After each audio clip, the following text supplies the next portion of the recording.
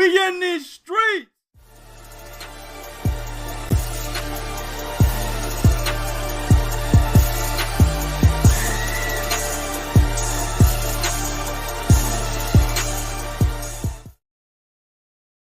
Yeah, what's good? We back in these streets.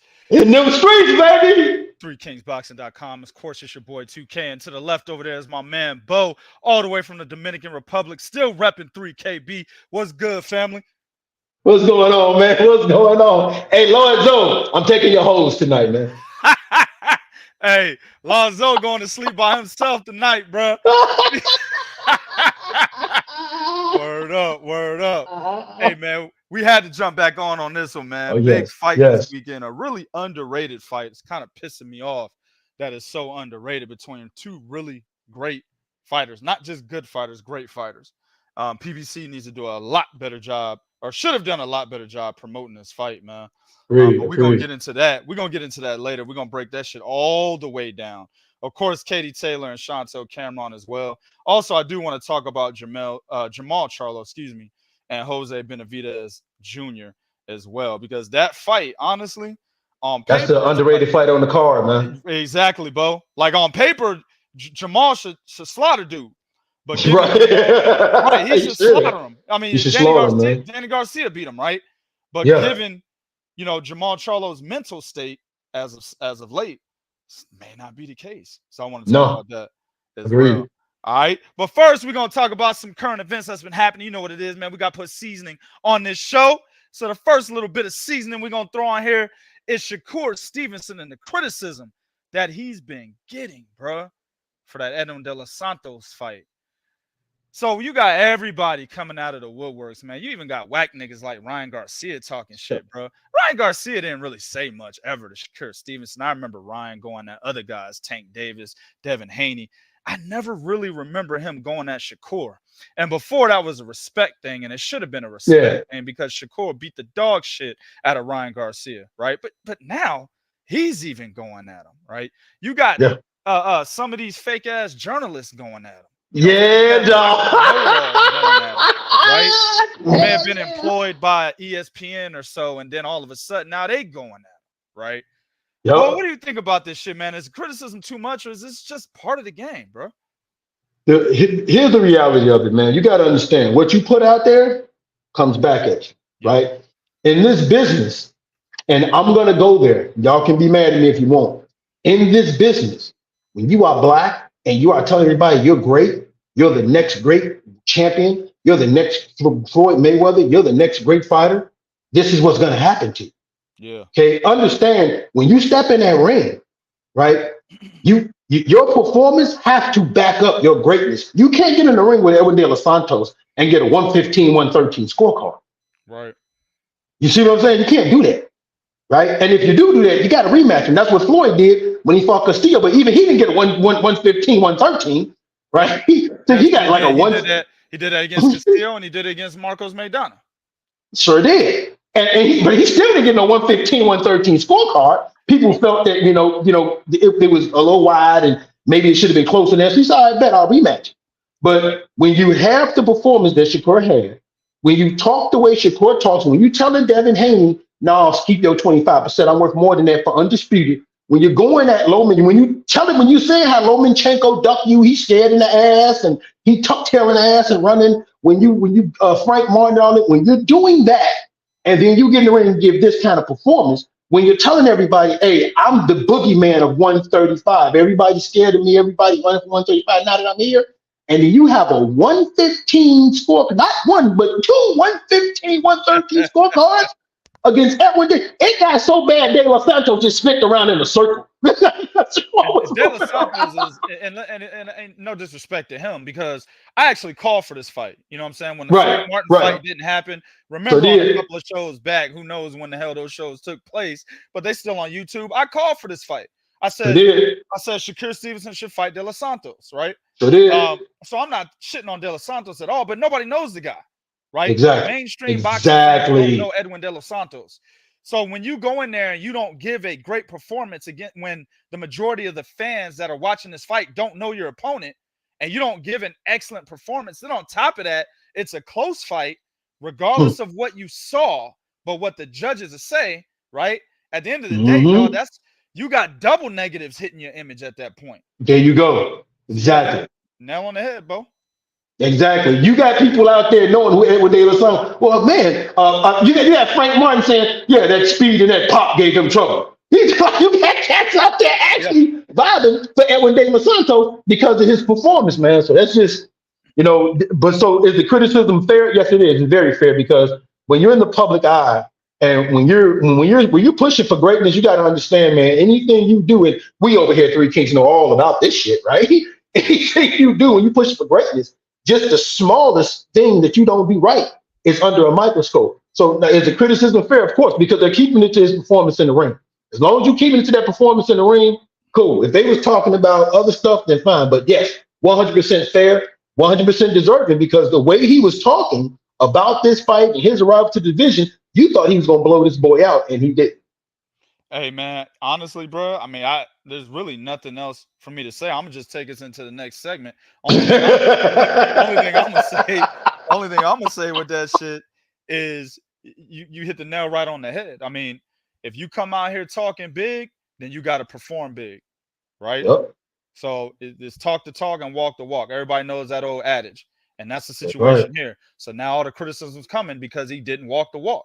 It is what it is. Nope. Part of the game, and that's what's on the thumbnail. All right, man, we're going to jump into the next one. Should Terence Crawford just bite the bullet? Just bite the bullet and fight Boots, man. And listen, let me say this real quick. This stems from, Terence Crawford getting stripped of the IBF title and then Boots getting the IBF title by default, right? Everybody's calling him the email champion now, which in my opinion is, that statement has been played out at this point. The email championship came from the whole WBC franchise title thing between Lomachenko and Devin Haney. That shit is dead now. Cut it out, guys. It's no longer cool. You know what I'm saying? It went out. Right. This situation, while Boots, and he even said himself, right, it's better for him to actually fight and gain the championship basically in a fight, right? At the end of the day, it's not his fault that he was given the title. Any one of you motherfuckers is given the title, you're taking it. You know what I'm saying? So at the end of the day, that's not his fault. Terence Crawford didn't fight him, and he was sitting there at mandatory. So IBF took action and said, okay, we'll take the belt off the champion because he's not adhering to the mandatory, and we'll give it to the mandatory guy. It's not his fault. Exactly. Nope. Still proven. IBF been like this. Exactly. Still, yo, my man. They've been doing this shit for years. Daryl Peoples over there in New Jersey been doing this shit for years. Well, I know this is gonna make people mad, but pull the trigger. Yeah, exactly. Not new, bro. So at the end of the day, I'm not shitting on Boots at all for getting the title. Fuck, it is what it is, man. Now he's gonna defend it, and he's a champion. It is what it is, especially by both standards. Got to defend the title to be a champ. So he about to do that 100%. against Romain Villa. He gonna do it. Not Romain Villa. I'm sorry, somebody else. But he gonna do it. So at the end of the day, he's gonna retain the title. He will defend it, and he will be the champ. But I understand. Let me say this before I give it to Bo. I understand where people are coming from when it comes to Terence Crawford not fighting Boots because he's campaigning to fight Canelo Alvarez, right? He's possibly campaigning to fight Tim Tszyu because same shit happened to Jermall Charlo at 154. Yeah, sure did. Took his WBO title, gave it to Tim Tszyu. Now, I don't see people saying email champion to Tim Tszyu, but I digress. That don't matter. We already know there's double standards in the sport of boxing. Actually, I see a lot of motherfuckers out here talking about Tim Tszyu. He deserves that title. Jermall ducked that nigga several times. Bet. Whatever. I digress, Bo. We know there's double standards. But at the end of the day, Terence Crawford is looking to possibly fight Tim Tszyu. We know he's campaigning to try to fight Canelo. Those may be better fights for Crawford. Tim Tszyu, because he beats the dog shit out of Tim Tszyu, and it's an easy way to get another WBO belt and a fucking division higher than the one that he's starting at, right? Happened to him with the WBO at 147. It can happen with him for him for the WBO at 154. That's easy work for Terence Crawford at 154. He fights Canelo Alvarez. That's definitely a bigger fight because it's more money. The problem is neither of those guys are looking at fighting Terence Crawford anytime soon. Correct. They're not even talking about it. Canelo mentioned it, but kind of just threw it to the wayside. He ain't talking about no Crawford. Tim Tszyu is not talking about Crawford. Tim Tszyu still talking about Jermall. He still want to fight Jermall. Jermall, Erickson Lubin. Regardless of the performance he gave against Canelo, hell, that even fueled his fire to fight him even more than before. Yep. He really wants to fight him now. So none of these guys are talking about Crawford, except one. And even though he was given the belt by default, Boots is still talking about Crawford. Yes, he is. She just bite the bullet and fight him, bro. What do you think, man? Man, first of all, I got to go back to one thing. You said you digress. I'm just going to say one thing. And again, y'all can say what y'all want to say. Email champ is the new nigga. That's all I'm going to say. that's y'all new nigga now. That's the way y'all can't say nigga. So y'all say email champ. That's y'all new. Right. That's the substitution term. Right. Right. Yeah. That's y'all new. Should he bite the bullet and fight Boots Ennis? Yes. From a fan and a fighter standpoint, you should, because you shouldn't be happy with the way you lost. Now, the problem that everybody isn't realizing is Terence Crawford informed the IDF. This is something you got. This is what we tell y'all, man. Watch Three Kings. Check out, go to Three Kings. But Terence Crawford, the IDF emailed him and told him, hey, you got to fight Boots. Boots is the interim champion. Understand something, you guys. Interim champions do not fight for vacant belts. They get interim champions get elevated. That's what happened to Tim Tszyu. That's what happened to over at the WBC. Hell, the WBA, you ain't got to be interim. Be global. Well, they'll take you to the top. WBA is, man, as Arsene Goulamarian. That's my dude. Arsene Goulamarian. Cruiserweight. This motherfucker got elevated 4 times with no fight. Right. Exactly, bro. So the reality was, when he informed the IBF, he said, hey, I can't negotiate. This is what he said. I can't start negotiations or negotiate with Boots because I have a rematch with Earl. That's where he made the mistake, y'all. He should have negotiated with Boots and said, hey man, listen, after the Earl Spence fight, then me and you will fight. Or you got next. If you agree to next, you step. He made no attempts. He was like, no, man, I can't negotiate. I got this fight over here. And once he told the IDF that, they was like, oh, okay, well, shit, man, we can't wait on that. Y'all supposed to fall in December. Now we don't know when y'all motherfuckers fighting. PBC is going to a new network. We don't know what the hell is going on. So, man, we gonna need that back. That's exactly what happened, right? Yep. Exactly. Motherfucker, we take titles off niggas for less uncertainty. This is extreme uncertainty, nigga. We need that motherfucker back. We don't know if y'all fighting at 47, 54. Hey, man, we need that back. And that's what they did, and they elevated. Now, if he wants to regain, or if he feels like it was unjust what happened to him, fight him. If not, come out and just tell everybody, listen, you guys, y'all got to understand, man. I'm not afraid to fight Boots. I want to fight Boots, but the problem is there's more money in me fighting these guys. And at this point in my career, that's what I'm looking at. I'm looking at big paydays. I'm 35. I'm at the tail end of my career. I got maybe 3-4 more fights left in me, and I want to look for the fight that's going to bring me the most bread. Bam! Simple and easy. Well, if you out this, instead he said Boots had 2 opportunities to fight me. Exactly. We're not talking about, who cares? He was IBF champ at this point. I mean, an IBF mandatory at this point. Exactly. Who cares? Who cares about the whole situation with Black Prime and PBC, right? Those are the opportunities he's talking about. When Terence Crawford was with Black Prime and fucking Boots had a 3-fight deal with PBC, Terence Crawford offered him the fight, knowing that fight was likely not going to happen because he's contracted by Showtime at that time. So there was no crossover appeal for Showtime to allow their fighter to fight on Black Prime. That wasn't there at the time. That wasn't there. That's why that fight wasn't going to happen at that point in time. So that's that. Bro. Who cares? Now we're talking about the present, nigga. He was the mandatory. So what? So why not now? Because he didn't fight you 2 times earlier? What the fuck does that mean? Who cares? Man, I don't understand it, man. At the end of the day, you need to fight this. Right. Nigga didn't fight me 2 years ago, so I'm not fighting him now. Right.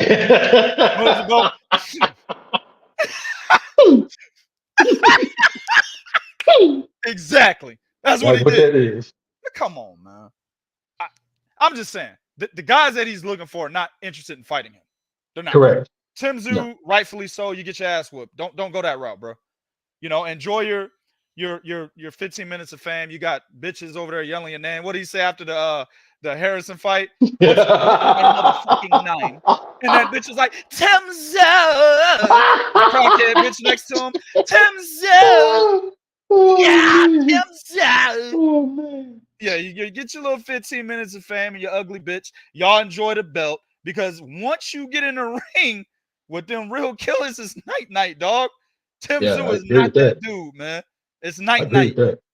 You know what I'm saying? So don't go that Terence Crawford route.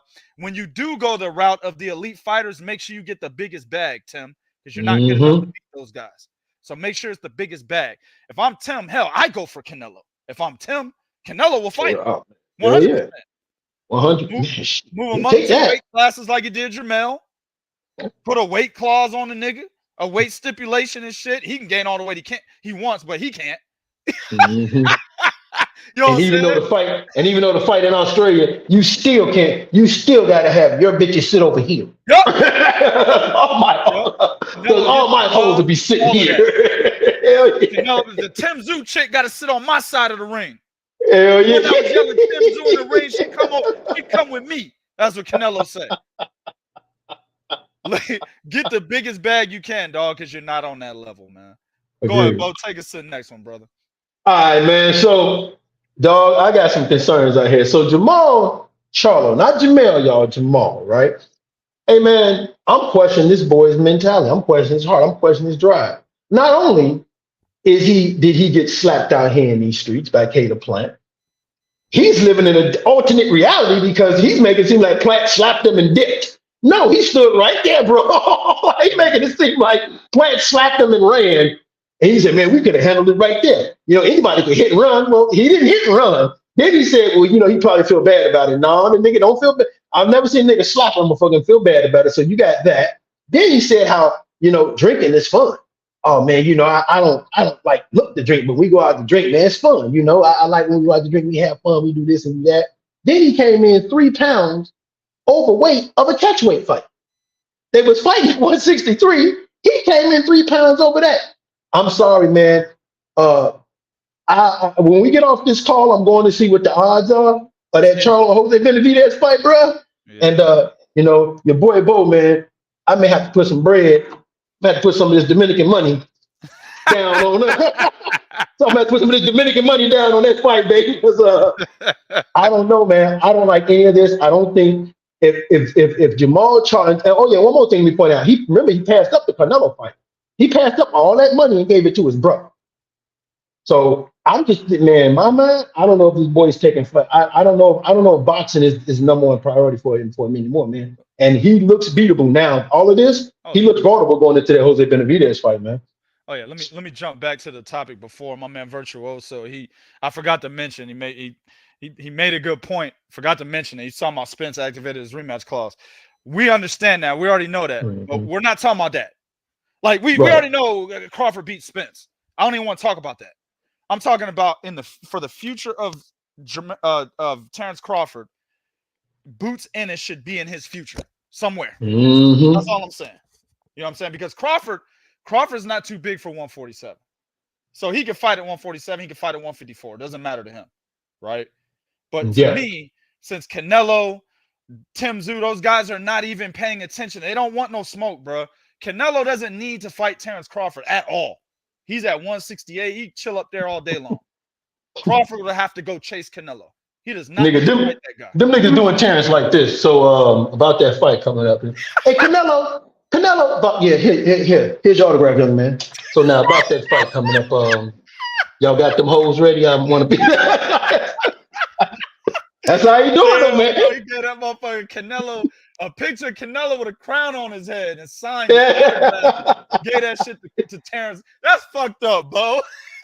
Terence is the number one pound for pound fighter in the world, bro. Hey, that's how Canelo is treating that nigga, dog. He pretend like this motherfucker is not there at all. And he should. Why should he pay attention to Terence Crawford? Why? If he's at 168, Terence needs to go up there and fuck with him there. You see what I'm saying? Like you physically move up 3 weight classes, big dude. You know, and go fuck with him there. You don't have to fight him. Tim Zoo don't have to fight him either.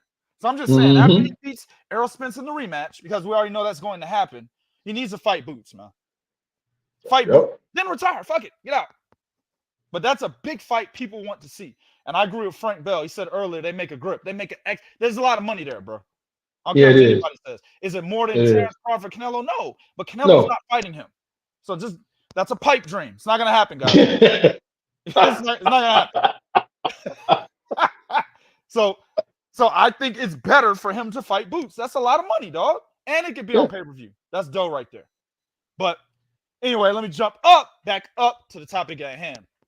I agree with you 100%, bro. Jermall, ever since he's public, and this is the problem with these boxers, man. Let me say this first. Let me preface what I'm getting ready to say. Boxers, guys, you don't understand.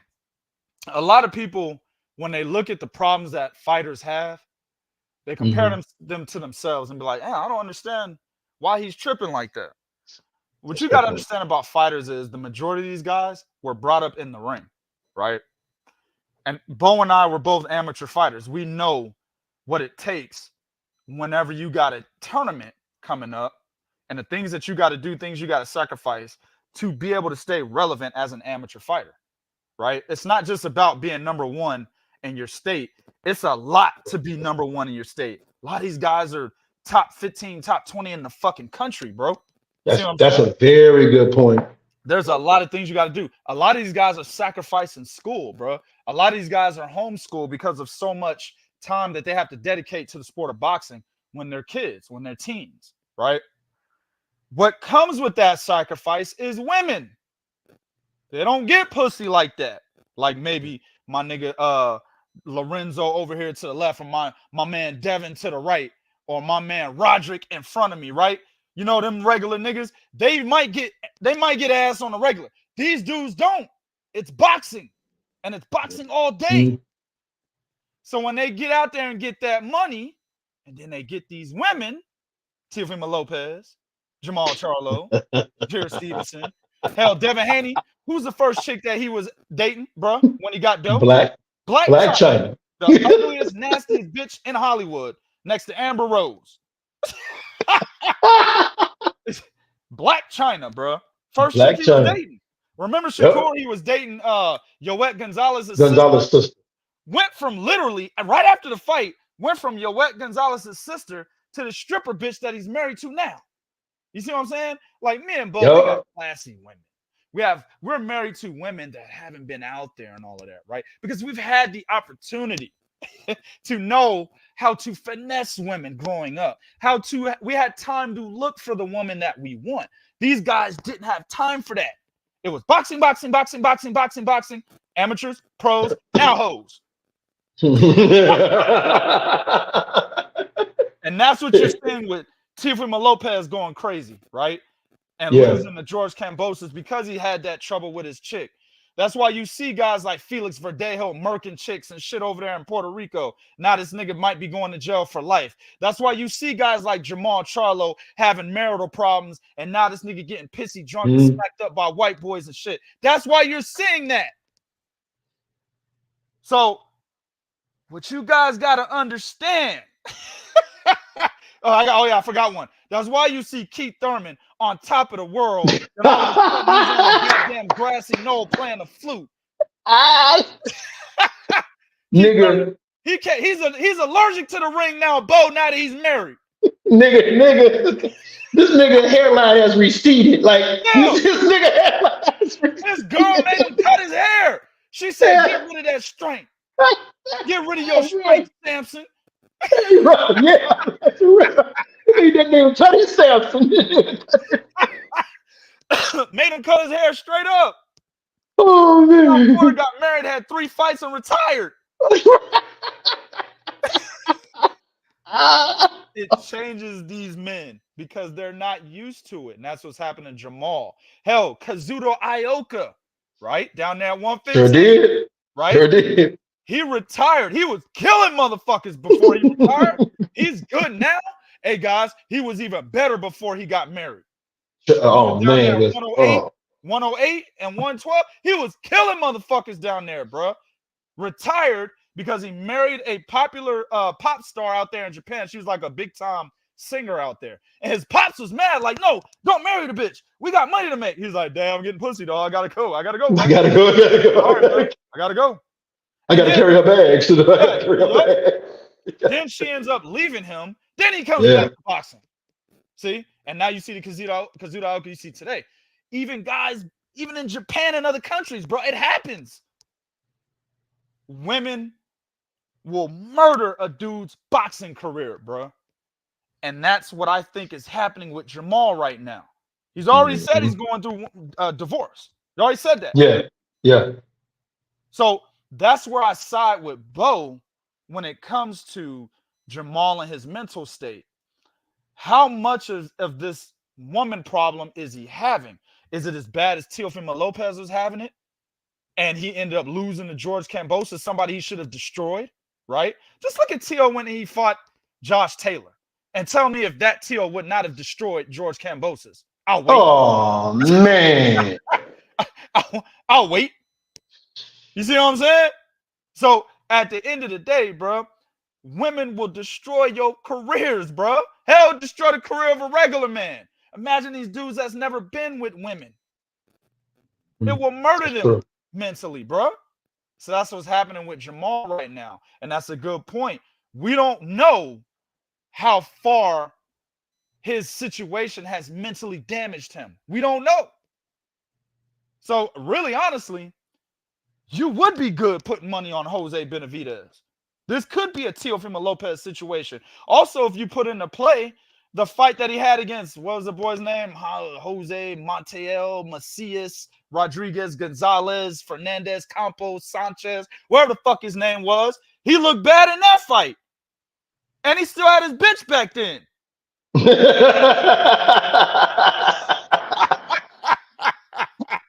He still had her, Bo. And he looked bad then.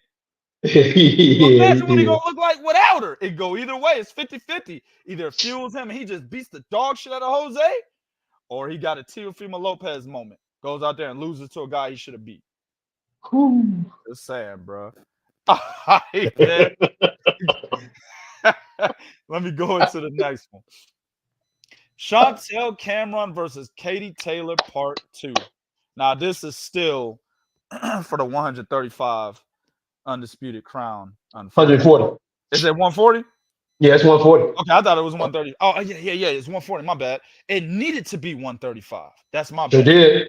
Sure did. It's for 140, which is Chantelle Cameron's crown. But I was campaigning that hopefully it would be for 135. Look at MB 2.0. He corrected me. Juan Macias Montiel. MB 2.0. It don't matter what his name is. It doesn't matter what his name is. That's the whole point. It don't matter what his name is. We knew his name. We fucked it up on purpose. But anyway, Cameron Taylor 2 should have been at 135 because the first one was at 140, right? So they should have rightfully fought at 135 for Katie Taylor's crown. But Chantelle Cameron don't give a fuck. She don't care. She's like, you know what? I beat her this time. I beat her again.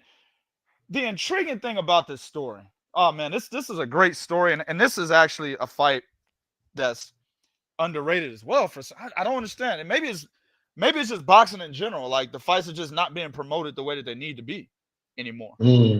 I don't know, but these two cards, these two main events coming up are very big fights, guys. Yes, they are. Katie Taylor, Chantelle Cameron, it has a big storyline. Chantelle Cameron failed to beat Katie Taylor several times in the amateurs. Katie Taylor used to wax her ass, bro. Mr. Miyagi style. Nigga, wax on, wax off. You know what I'm saying?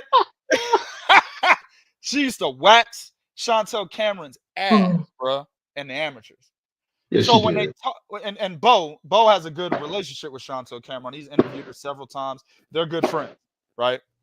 Now, in those talks where Bo was talking to Chantelle Cameron about Katie Taylor, Cameron was always talking about from before she became pro all the way up until she actually won her first title. She would tell Bo she does want to fight, right?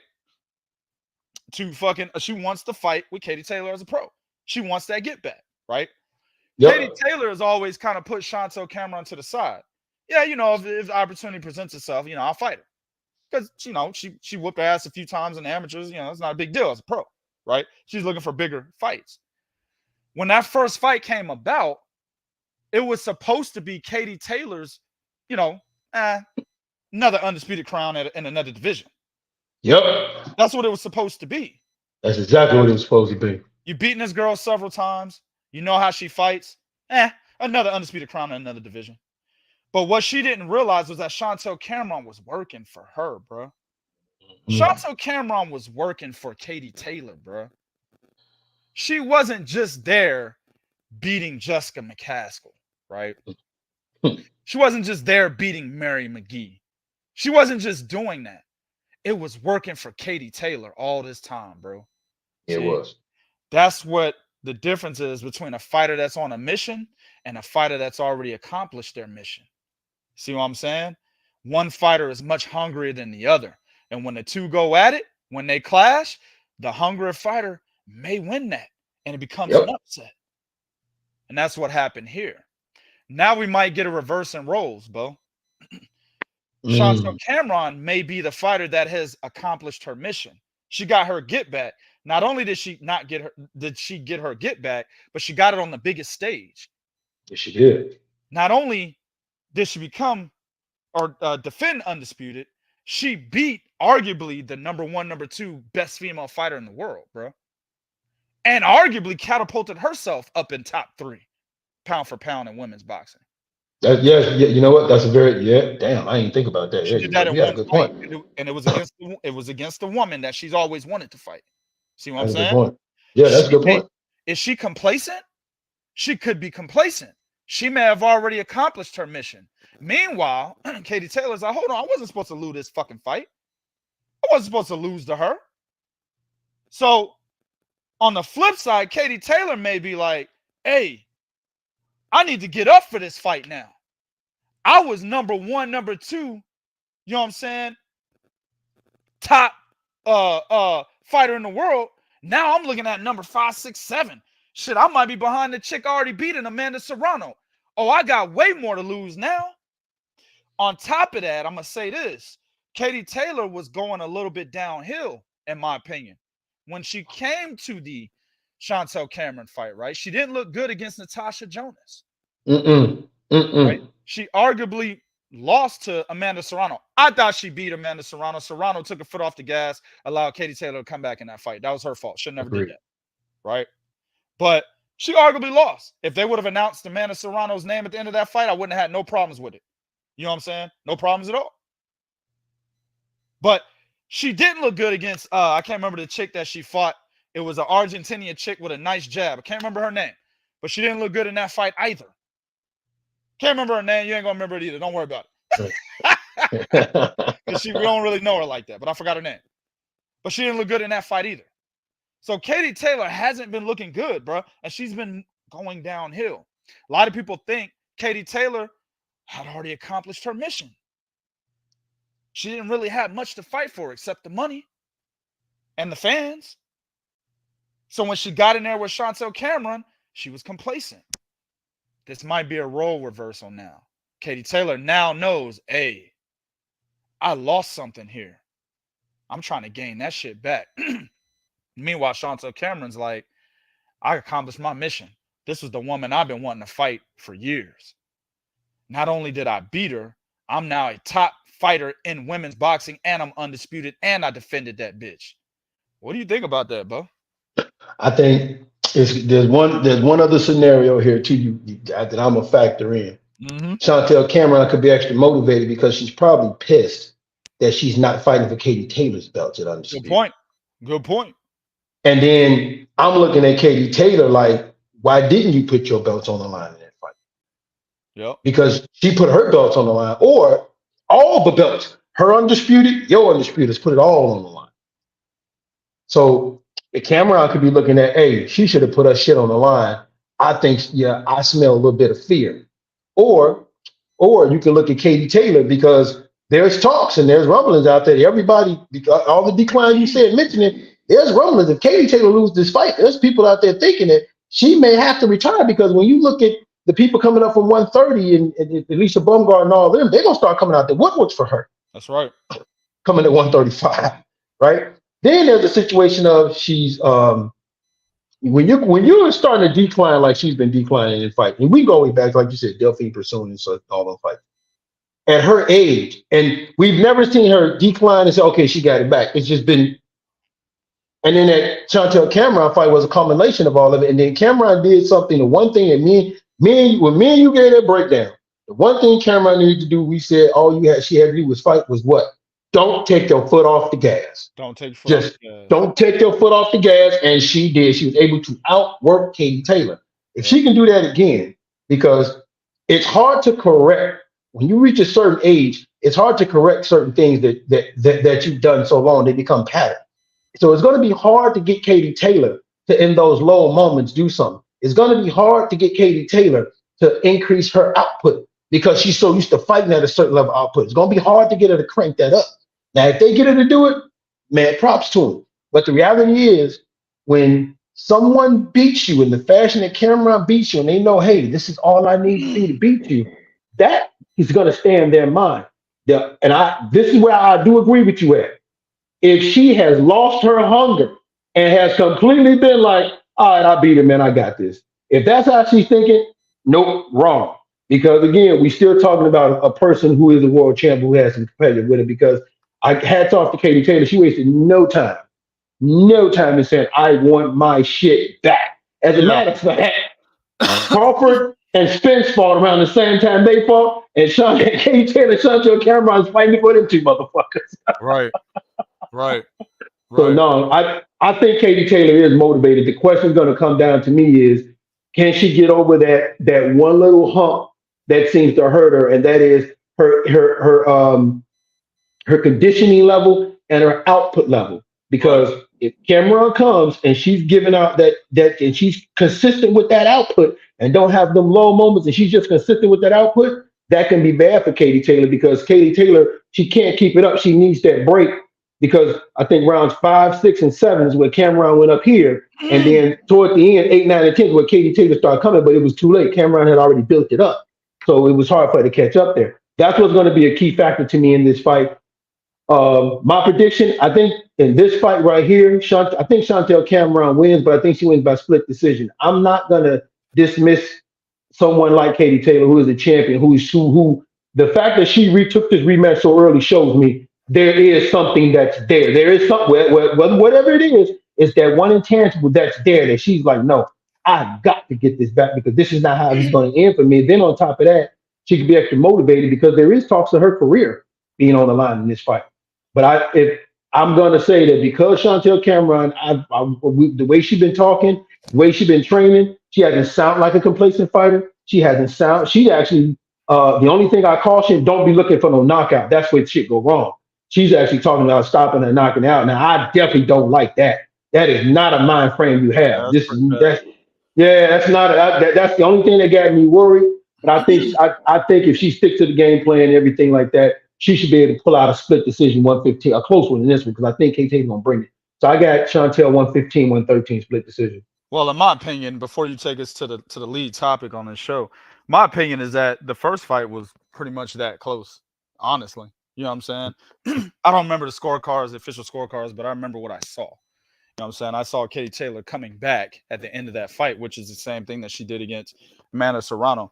To me, this is an easy game plan for Katie Taylor. I didn't understand why she wasn't. Well, I did understand. I was upset why she didn't do it in the first fight. The reason why I think she didn't do it is exactly what I said. She was complacent. Katie Taylor hadn't looked good in her last 3 or 4 fights, right? So she was getting complacent. It was becoming easy for her.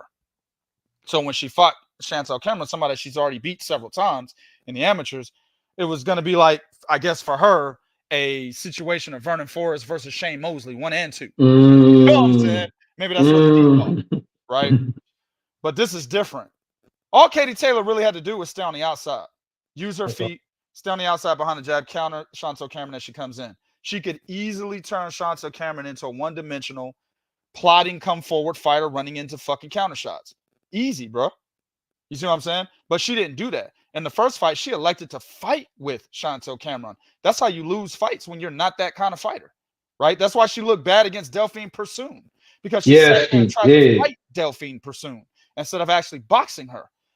That's what she did against Chantelle Cameron. I take nothing away against Cameron. She basically, bullied her in that fight. Cameron, listen, Katie fought Cameron's fight. Cameron said, "You can't beat me that way," and proved it. Mm-hmm. So I think because it would have been bad for her to lose the kind of fight that she would want. You see what I'm saying? That would look bad on Cameron. And this fight, if Katie Taylor's trainer is not telling her to use her fucking feet, stay on the outside, jab, and counter, she should retire. Because the game plan is easy. You tried the opposite the first time. It didn't work for you. Now do what you're supposed to do. And let's see if that works. If she does what she's supposed to do and she still loses to Chantelle Cameron, then, hey, Cameron's just the better fighter, right? And she still has some fuel in her tank to continue her career because there's other girls that she can beat.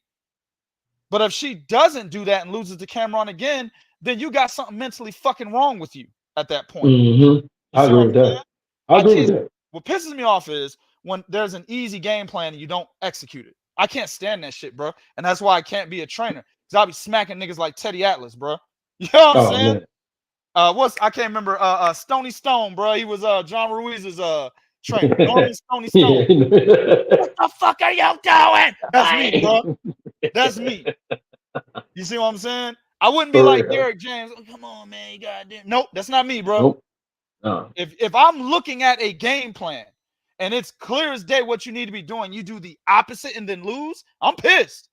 Yeah. I'm like Breadman after that. Man, yeah, fuck be like that nigga, man. Now Breadman was against Jay, but J-Rock we had that interview with him and he straight told me, man, I don't care if he hear this at all. Like that. I told him to wear these shoes, right? The Manolos. That's me. That's me if my fighter don't do what I tell her or him to do. I'm like Emmanuel Stewart. Hey man, you got to fight now. I don't know what to tell y'all. Shit. Remember when he told Jermaine Taylor? I don't know what to tell you, man. You got to fight now. I don't know what to tell you, man. Shit. Exactly, bro. Exactly, man. So at the end of the day, it's an easy game plan. Go in there, stay on the outside, jab, jab, jab all day long, and set up your counters. Use your footwork. Turn her into a one-dimensional fighter that's trying to get at mid-range, right? Because she's too busy trying to get away from your jab. That's it. Don't get in a phone booth with her. Don't try to fight with her at mid-range. None of that. She wants to fight, step back, rinse and repeat. I want a boring fight from Katie Taylor. That's how she beats Chantelle Cameron. If it's not a boring fight, you lose. Plain and simple.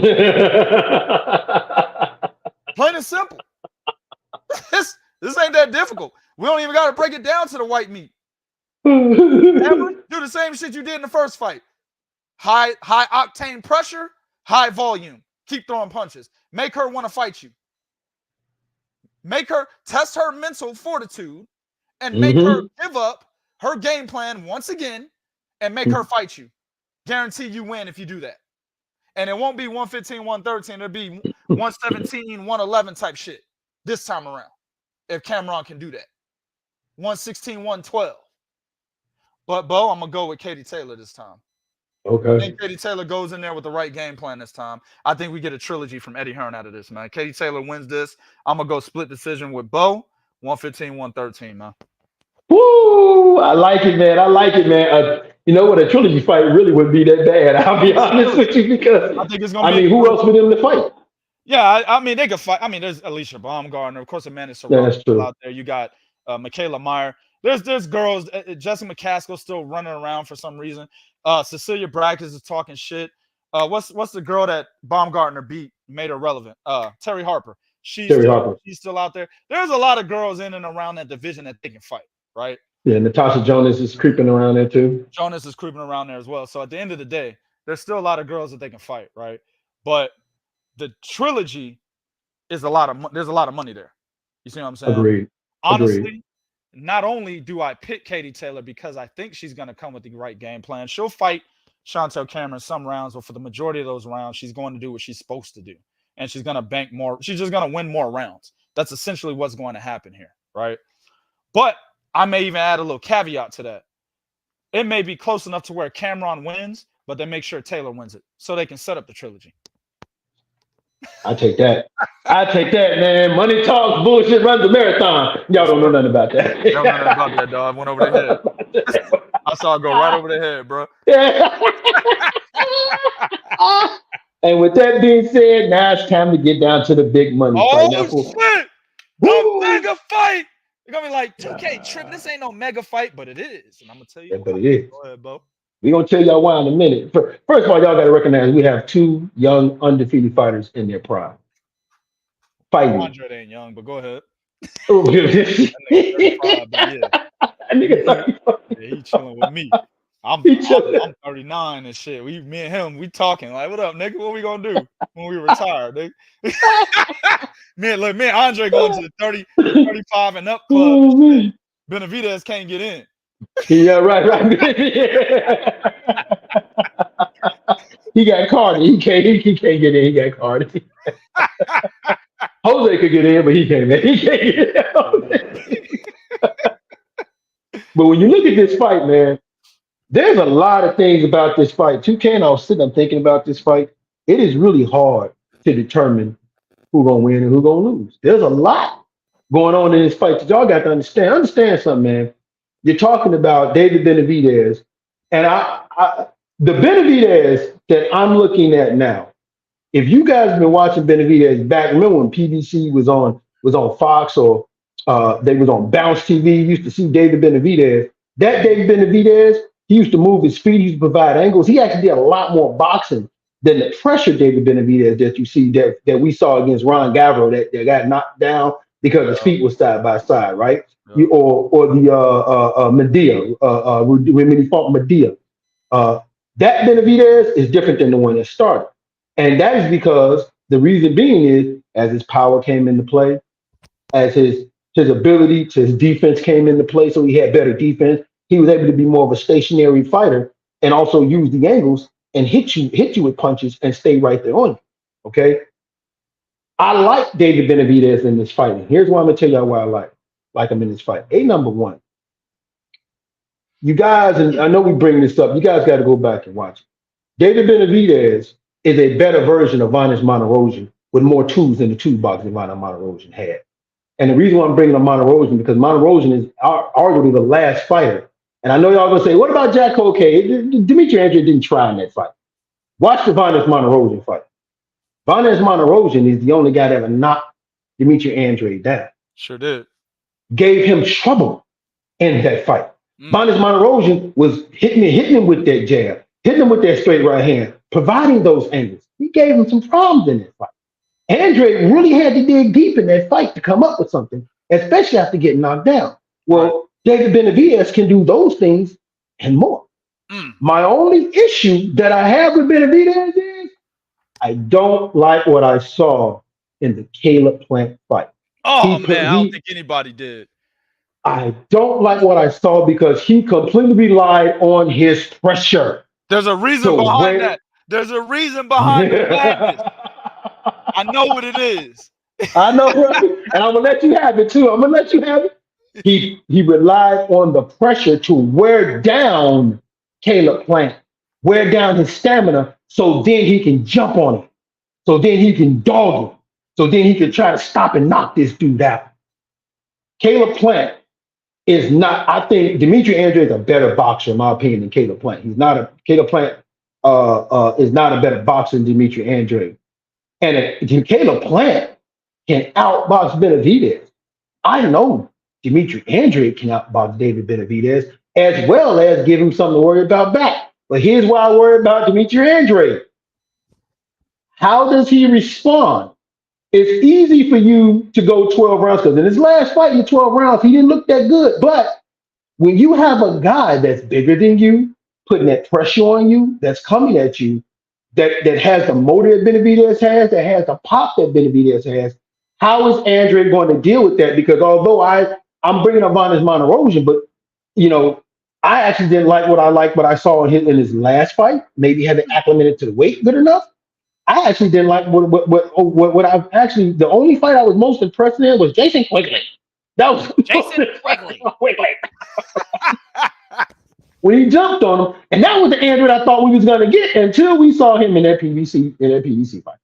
I said, okay, well, that was a one-off, right? So I'm a little bit concerned on both ends. It's tough to pick somebody in this fight because depending on which fighter comes out and able to maintain especially in the second half of the fight is when y'all really gonna see a fight. The second half, remember, I'm telling y'all this. The second half of the fight is when I believe that you guys are really going to see a fight. Because the second half, if any of you guys who ever fought before, and 2K can tell you this, the second half of the fight, that's when the fight actually starts. When motherfuckers is tired, your punches ain't the same, man. Okay, now we about to find out what the fuck you got, motherfucker. That's when the fighting actually starts. Mm-hmm. If David Benavidez is starting to come forward and he's starting to wear a little bit on Demetrius Andrade, that could be tough for Demetrius Andrade going down into those championship rounds. If Demetrius Andrade has not been able to expend a lot of energy and save some of his energy, and he's still able to box and stay sharp, that could be a problem for Benavidez because Andrade is a much smarter fighter than anyone I believe David Benavidez has ever fought before. Absolutely. He's going to be up against that IQ, and that can also be a problem. This is a tough fight. But when I look at everything, there's one intangible that I'm looking at. There's one intangible, and everybody understands that one fighter has that one fighter, in my opinion, don't have. I mentioned ring IQ. The one intangible that I believe that Demetrius Andrade has that David Benavidez don't have is Demetrius Andrade is smart enough to understand how to fight in those moments and in those pocket moments to where he can, if David Benavidez ain't doing anything, he's smart enough to understand, hey, all I got to do is keep something going, keep a jab out there, keep punches going at him, because that's what Caleb Plant was essentially doing, but he got tight. David Benavidez don't catch on to that. He's just trying to follow and trying to, get at him with the jab and setting up punches and missing. That can be a problem for him. I think that one intangible of understanding what to do in that low moment, as small as it is, I think that could play in Andre's favor. However, let's keep it real. If David Benavidez is coming forward, even if he's not hitting anything, and Andrade ain't doing anything, it gives the appearance that Benavidez is winning the fight. And that's what the judges is going to be looking for. I got Demetrius Andrade winning a very close 115-113 decision, man. Oh, man, dog. This is the first fight I wish was a draw. I want this fight to be a draw. You know what I'm saying? Because it's two guys that you like, that you not necessarily like in terms of fans of, but you have respect for. You know what I'm saying? So on the thumbnail, I put this as the battle of the boogeymen. Now, it's going to be controversial, but I don't give a fuck because this is the truth. Both of them have been boogeymen. Let's count up the guys that were not interested in fighting both of these guys throughout their careers. Let's count those champions, shall we? Right. So one, of course, is a shared champion in Canelo Alvarez. Right. I'll get to him later. But David Benavidez, you've got Callum Smith, you've got Billy Joe Saunders, right? You've got fucking Gilberto Ramirez. He wasn't interested, right? When it comes to Demetrius Andrade, we've got another common one in Billy Ho, right? You've got Daniel Jacobs. You've got Jermall Charlo, not Jermell, because Jermell signed to fight him in 2014, but Boo Boo took the advice of Rock Nation. Remember Jay-Z's little company that was doing shit in boxing? Took the advice of Rock Nation to not fight Jermall Charlo because they would sign him and double his pay. And they swindled that nigga. And he didn't sign to fight Jermall Charlo and took the advice of Rock Nation and ended up down there with Banner and Star Promotions over there getting bullshit fights, right? So Jermall actually did want to fight him. So not him, Jermall didn't want to fight Boo Boo, right? And then, of course, Arislan De Lara. He didn't want to fight. Oh! Sucks, doesn't it? Cuban links! Cuban links! Oh, what are you talking about? I'm Dominican, man. What you talking about? Just say it. We got several. We got like 8, 9 fighters between these two guys that are not interested in fighting these two guys across, 3 divisions? And then, of course, Canelo Alvarez. Canelo had a chance to fight Boo Boo at 154 twice. And then, of course, the biggest one, he had a chance to become undisputed at 160 after he beat Daniel Jacobs. There was 1 belt left, and it was Demetrius Andrade's WBO. And he chose to drop 3 belts instead of go get that 1 to go up to 168 to become undisputed there. Now, understand, I said if Canelo had fought Demetrius Andrade, beat him, became undisputed there, and then went and did what was going to happen anyway, undisputed at 168, Canelo would have been the greatest Mexican fighter of all time. Two-division undisputed champion, and he went through Golovkin, Jacobs, and Andrade in one division, and then went up and conquered that division. Oh, yeah. 1 and 2, number 1 or 2, top Mexican fighter of all time. But no, he's down at number 5 or 6 somewhere now. He didn't do that. He didn't do that. Right. Probably less than that. Shit. I know I got 4 ahead of him already. You know what I'm saying? So at the end of the day, bro, that was the biggest duck that I saw of 2019. I don't give a fuck what anybody tells me. That was a huge duck. Yeah, it was. One fight away from fucking undisputed, and you don't fight him. But I digress. We're not talking about that. So Canelo has ducked both of these guys, right? David Benavidez sitting there mandatory. Canelo said, Jermall, bring him up 2 divisions. Now he's like, well, not Benavidez. Anybody else but him. So these two are forced to fight each other, which is fine. Because these guys are not getting the fights that they should be getting. Kudos to Caleb Plant for getting in the ring with him, right? Yeah. Kudos to Vanez Martirosyan because nobody else that was top caliber wanted to fight Demetrius Andrade. Vanez Martirosyan was top 5, one of the best fighters at junior welterweight at that time. You had the Charlo brothers, you had Andrade, you had Erislandy Lara, you had Canelo, and you had him. And some of them had him over Erislandy Lara at that time. At that time. Because remember, Lara was over there struggling with Carlos Molina. Getting draws and shit with Carlos Molina. I remember that shit. So Vanez Martirosyan, I remember one time Vanez Martirosyan talked about fighting Canelo. They didn't want that fight either. I digress, though. Canelo's the king. I digress. He's the king. I give it to the Canelo fans. This is not a Canelo video. He's the king. Right. He's the king. So at the end of the day, kudos to Vanez Martirosyan because he actually fought him, right? Nobody else wanted to fight Andrade. So I had to fight Jack Colquet, right? That's why he had to fight Walter Cotton Dakwa. Because Billy Ho never re-signed and fight him after he was snorting cocaine out of his nasal spray. He didn't want to fight him. So I had to fight these guys. Demetrius, what is his name? Demetrius Nichols or some shit? Yeah. Whatever. Nicholson, whatever his name. Donnell Nicholson, whatever. Right. So I had to fight these guys. Jason Quigley. Nobody wants to fight him. Now, he did duck Janabek. Janabek wanted to fight him, right? Yep. That goes on Andrade's ass, though. Andrade was chasing money, begging fucking Chris Eubank Jr. for a fight and shit. On video. Yeah, on video, right. That goes on Andrade. They wanted to pay us $1 million. Right. Or take the fight. But still at the same time, who was Janabek at that time? He was a fucking mandatory. So y'all would have just, if he would have fought Janabek and beat him, y'all would have said he was equal as Jason Quigley and everybody else. Y'all still would have said he didn't fight nobody. So it wouldn't help him any goddamn way. Janabek only became relevant because Andrade ducked him. That's only reason why he became relevant. So at the end of the day, bro, nobody wanted to fight this guy. Nobody wanted to fight David Benavidez. So now they're fighting each other. This is a mega fight because it's 2 guys that everybody damn near ducked that had to get in the ring with each other. Yep. Kudos to both of these men. This is real boxing. Canelo follow suit, nigga. Now, to the fight. This is one of those ones, Bo. This is one of those ones where my brain, my boxing knowledge is like 2K. This is what it is, bro. But my heart want to go somewhere else. Smoke coming out of my ears and shit. My heart want to go somewhere else. But my brain's like, shut up, nigga. Right. Right. My brain telling my heart, shut the fuck up. This is how this goes.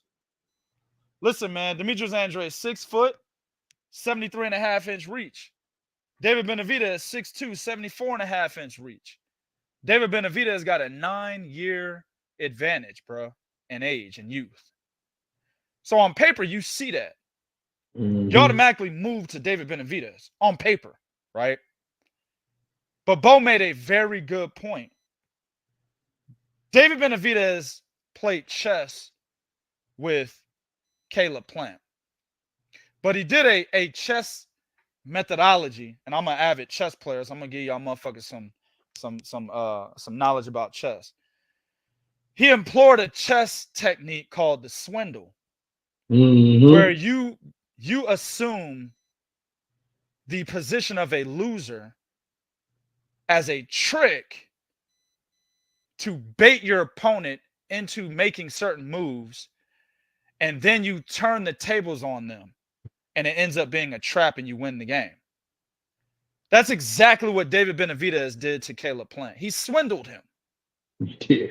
David Benavidez, the entire time, the fucking game plan was to go to the body, and bank on Caleb Plant gassing out, because he's done it in every goddamn fight he's ever been in. You know what I'm saying?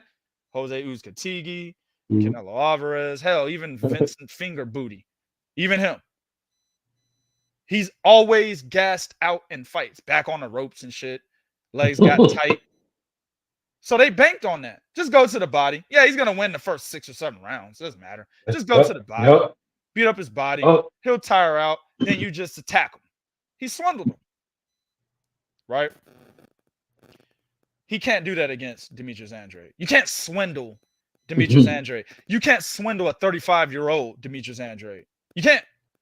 My man Lazo said Andrade ain't got the legs to basically box for 12 rounds. I don't know what fight or what Andrade he's talking about, because I know it was against Darnell Nicholson, Demetrius Nicholson, whatever his name is. I know that was the competition, but the game plan was done in the same manner. He outboxed this motherfucker for the entire fight. Yeah. I didn't see him get tired not once. Beautifully setting up the jab, and was setting up that uppercut as Nicholson was coming in. It was a lead uppercut. The reason why I mentioned that fight is because David Benavidez is going to do the same thing.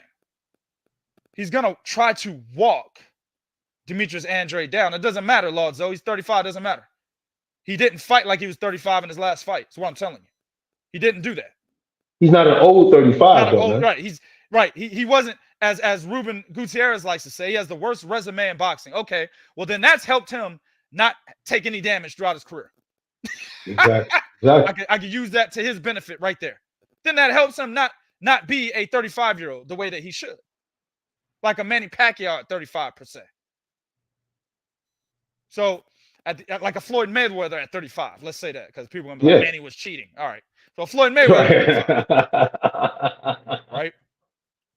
At the end of the day, he can literally execute the same game plan, because David Benavidez is going to walk him down. The difference here that David Benavidez needs to do, he's got to stay at mid-range distance. How does he do that? He executes high volume. David Benavidez was throwing one punch at a time against Caleb Plant until he got tired. He absolutely cannot employ that same game plan against Demetrius Andrade. He's a southpaw. He will outbox this nigga for 12 rounds. Easy. Agreed. He has to stay at mid-range distance. Keep your feet moving. Stay inside of those looping hooks that Demetrius Andrade likes to throw. Bo said, fuck the Jack Colque fight. I say, fuck it. Go watch that. Because he did throw those looping hooks. He threw them against Nicholson as well.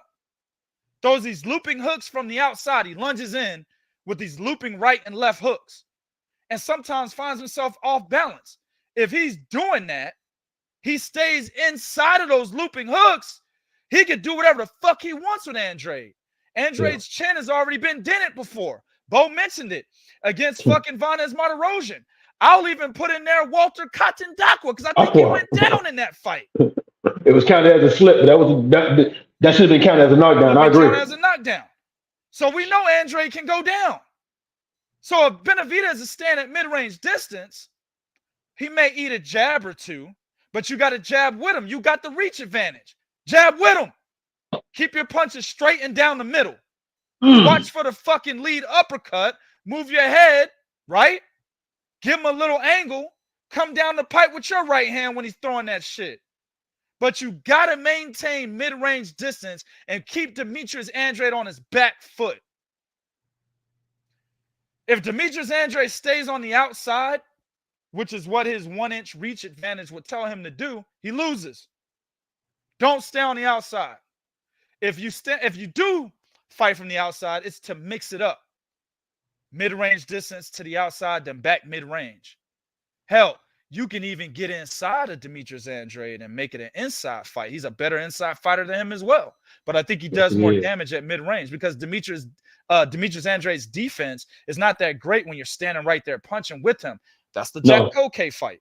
That's in the pocket. Yep, in the pocket, like a quarterback. That's the Vanez Martirosyan fight, right? When you're sitting at mid-range distance punching with him, he don't have great defense. If you're on the outside, this nigga got the best defense you'll ever see because you can't get inside the jab. Right. So Benavidez 100% cannot be on the outside. Instead, mid-range distance, leading behind the jab. Everything he does needs to start behind the jab. Why? Because you jab with the jabber. And he's opposite. He's a southpaw. So you want the jab to set up that straight right hand. He's going to be open right down the pipe for the straight right hand. Hell, you might even change levels with that jab. Jab at his chest, jab at his shoulder. Only thing you're doing is keeping Demetrius Andrade honest so that he can be open for that straight right hand. That's all you're doing. Your jab is not going to win you the fight. Your jab is going to set up power shots that can win you the fight. See what I'm saying? So at the end of the day, bro, he's got to be at mid-range distance, jabbing with Demetrius Andrade. Don't let Andrade get an angle on you. He's got better footwork than you. But he's got good. But listen, David Benavidez has great footwork at mid-range distance and on the inside. Yeah, he does. Yeah, he does. So if you're playing it close like that, you can move with the Demetrius Andrade. Cut the ring off. Don't do that shit you did against Caleb Plant where you followed him around the ring. You got to cut the ring off because I guarantee Andrade is going to step back and try to jab from the outside. You got to cut the ring off. Cut the ring off. Keep your fucking upper body and your head moving and get inside. Get at mid-range. As soon as you get to that point and you've matched his footwork, jab, jab, jab, jab. This is a difficult game plan for David Benavidez, but it's doable. You see what I'm saying? For Demetrius Andrade, like I said, all he got to do is stay on the outside, bro. Establish the outside, jab all day long, set up that straight left hand.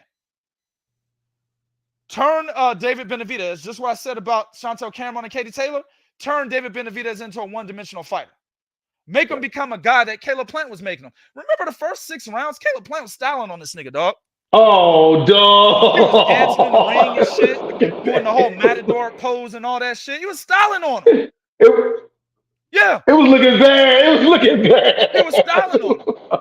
Bo makes a good point. Demetrius Andrade is a better boxer than Caleb Plant, and he's a southpaw. He could literally do the same game plan. But he has to, as Lord Zoe says, his legs got to stay up for 12 rounds. If he's been working on that strength and conditioning, like the rumor has been saying, then he's got that, right? He can stay up for 12 rounds. He can box for 12 rounds. I think he could do that. But his game plan for me is easier than David Benavidez's. Stay on the outside, jab, set up the straight left hand. Just like with Katie Taylor and Chantelle Cameron, I'm expecting a boring fight. I'm expecting the fight to be boring as hell if Demetrius Andrade is winning. Exactly. I agree with that one. If he's losing, it's a dog fight because he's getting walked down, he's getting tired, his legs are getting heavy, and he's running into shots. Or he's getting caught with shots up against the ropes. He's getting trapped in corners because David Benavidez is cutting off the ring, and he's getting caught with shots. Hell, if it's that kind of fight, Demetrius Andrade might get dropped a couple times in this fight. I agree with that. My heart says David Benavidez wins this fight, bro, because he's the younger fighter. He has the ability. Man, David Benavidez is a really good, balanced fighter. He can fight from the outside. He can fight on the inside. He can fight at mid-range. He can do all three of those things. But my brain says Demetrius Andrade wins this fight because the game plan is easier. The blueprint on David Benavidez is out there. Although he overpowered Caleb Plant and walked him down at the end of that fight, that is still the working game plan to beat him. There is no game plan for Demetrius Andrade. Demetrius Andrade has to be stupid like he was against Jack Colque. Colque was his worst performance of his career. Yes, it was. The reason why Andrade arguably lost to Jack Colque is because he elected to fight on the inside the entire fight. Go watch it. He did not fight on the outside as much as he tried to fight on the inside in that fight. He had a huge height advantage, huge reach advantage. I think Demetrius Andrade was trying to win over fans on some Tim Bradley shit, dog, in that fight. I really believe that. Because he's swinging for the fences and shit. He's on his front foot. He's walking him down with his guard up. And then as soon as he gets on the inside, he drops his guard. Then that's when Colque throws punches. That's when he's landing on him. And then Andrade's trying to firefight with him. Then Colque will back up. Then Andrade lunges in again with another one of them stupid ass hooks. And then comes back on the inside. He did that almost the entire fight, bro. Yeah, he did. So that's the blueprint for Andrade. But it was because Andrade fought the wrong fight.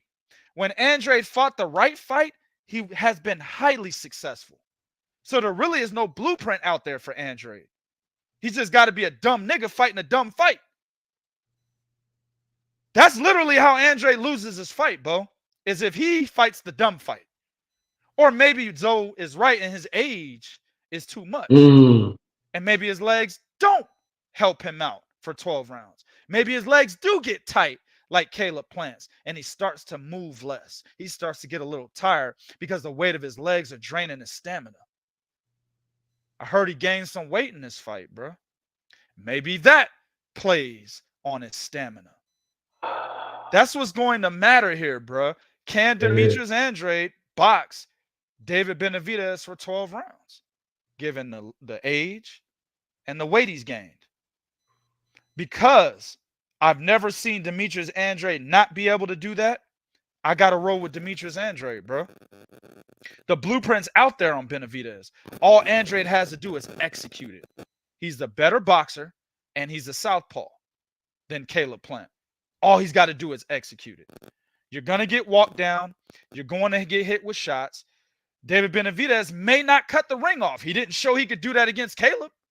That's a good point. So he may not even cut the ring off, which will make it an even easier fight if he can't cut the ring off.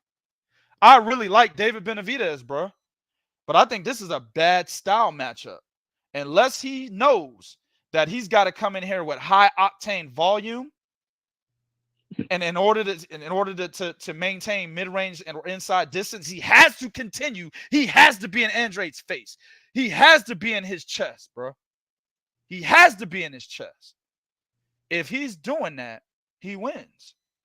I don't think he does it for 12 rounds. I got to go with Boo Boo, man. Split decision, 7 rounds to 5, man. Boo Boo Andrade. Oh, man. Now, there is one caveat I got to throw in there, man. You know, the money is behind Benavidez because they want to see Benavidez and Canelo. Yeah.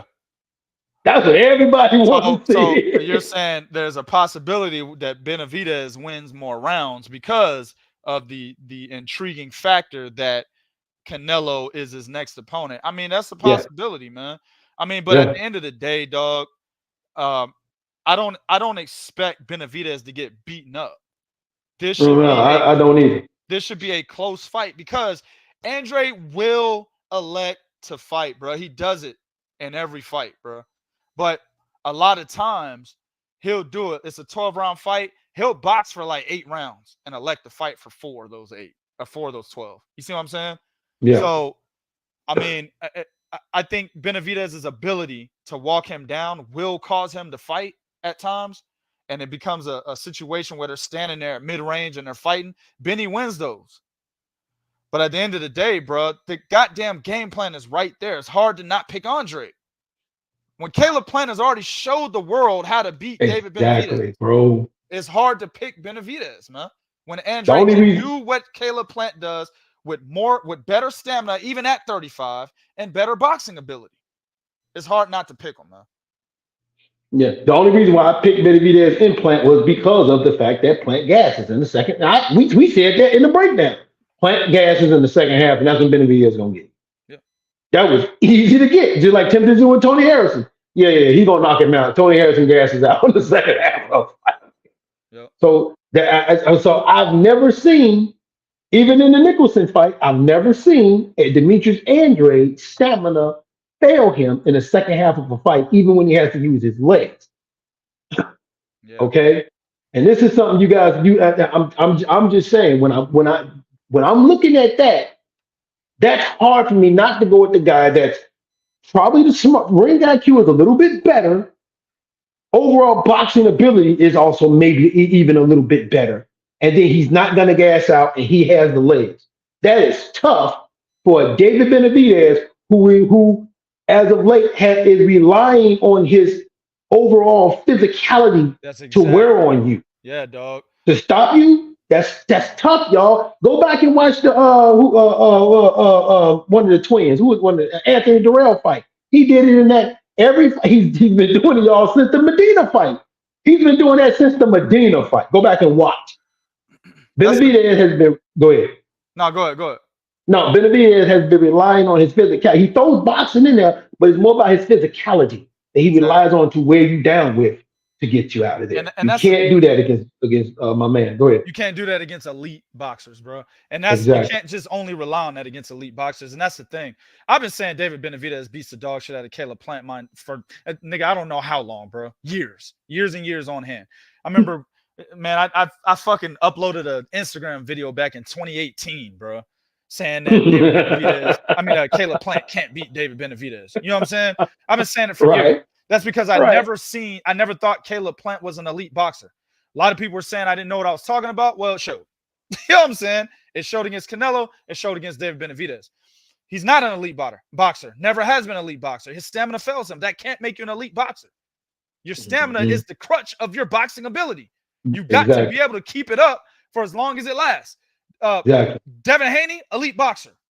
Yes. Shakur Stevenson, elite boxer. Erislan De Lara, when he was younger, elite boxer. Caleb Plant is not on those guys' levels, bro, at all. And that's why he fades in fights. He wants to be an elite boxer. He has the tools to do it. He don't have the stamina or the brain. Demetrius Andrade has the tools, bro, and he has the stamina. We haven't seen him against the opponent to say he's an elite boxer, but the eye test will tell you he's an elite boxer. Okay? Mm-hmm. But he does need the opponent, and he needs to beat the opponent with the big name to show that he's an elite boxer, right? Now, Virtuoso said Benny doesn't fight like Navarrete. Could have fooled me against Caleb Plant. That's what it looked like to me. That's exactly what it looked like to me. That looked like Emmanuel Navarrete against Caleb Plant. Looked just like him against a boxer. Hell, it looked like Navarrete against Liam Wilson. Or whatever his name was. That right? Liam Wilson? I think that was his name. Whatever. Doesn't matter. He doesn't fucking matter anyway. But at the end of the day, he looked like that guy. Yeah, he did. Caleb Plant won almost six straight rounds. Almost. Benavidez banked like 1 or 2 in that first 6, which helped him get the unanimous decision. Had he not got at least 1 or 2 rounds within the first 6, he would have lost that fight, or it would have been a draw. Because he was fighting like Emmanuel Navarrete against Caleb Plant. A guy who I just said is not an elite boxer. Bo hit the nail on the head, dog.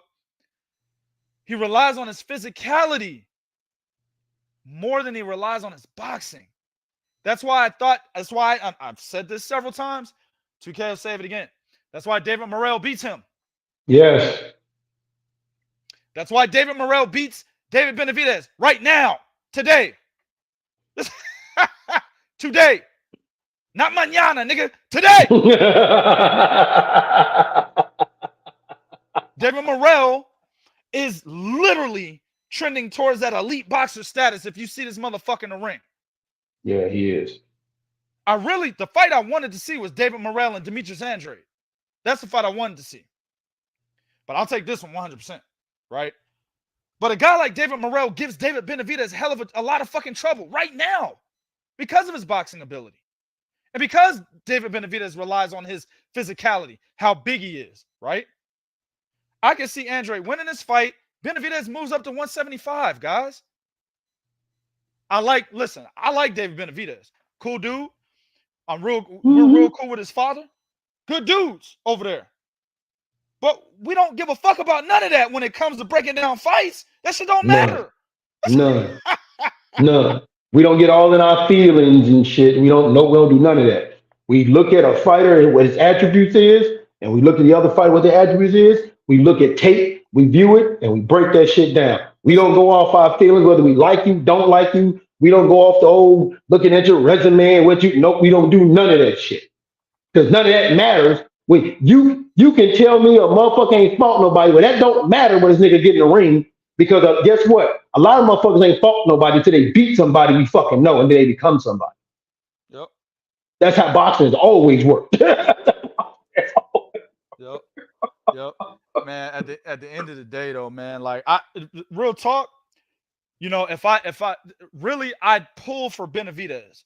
Like I like Andrade too, but I would pull for Benavidez because to me, I want Benavidez going after Canelo. Right. Either one is fine by me, but I think Canelo has already established with the fan base that it's okay to duck Demetrius Andrade. Yeah. The fans are not going to come around. If Andrade wins this fight, the fans are not going to come around and say, oh, you should fight Andrade now. No, they've already accepted that it's okay for Canelo Alvarez to duck Demetrius Andrade. So they're going to allow it. Of course. But David Benavidez, they can't allow that. Actually, a lot of the Mexican fan base is busting Canelo's ass because he didn't fight David Benavidez. They're busting his ass. I see it all over the Three Kings Boxing Facebook page, man. So I'm pulling for Benavidez. That's where my heart is coming in. I want Benavidez to win because I want him to go after Canelo. But my brain is telling me, dog, Andrade wins this, man. So hopefully Benavidez takes it. Hopefully Masked Man is right. He said, man, fuck Andrade. Nigga, that nigga whack as fuck, nigga. KO by 8. Hey, well, it is what it is.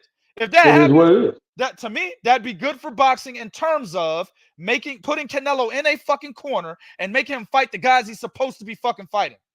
Exactly. That puts him in a corner. But my head telling me that don't happen. That's all I'm saying. That's all I'm saying. My man still proving. He said, let's go. Excellent breakdowns. I'm hyped. Chris, the author, said, y'all platform should be much bigger. Y'all are that damn deep and boxing. She said, y'all are that damn deep and boxing interesting. Word up.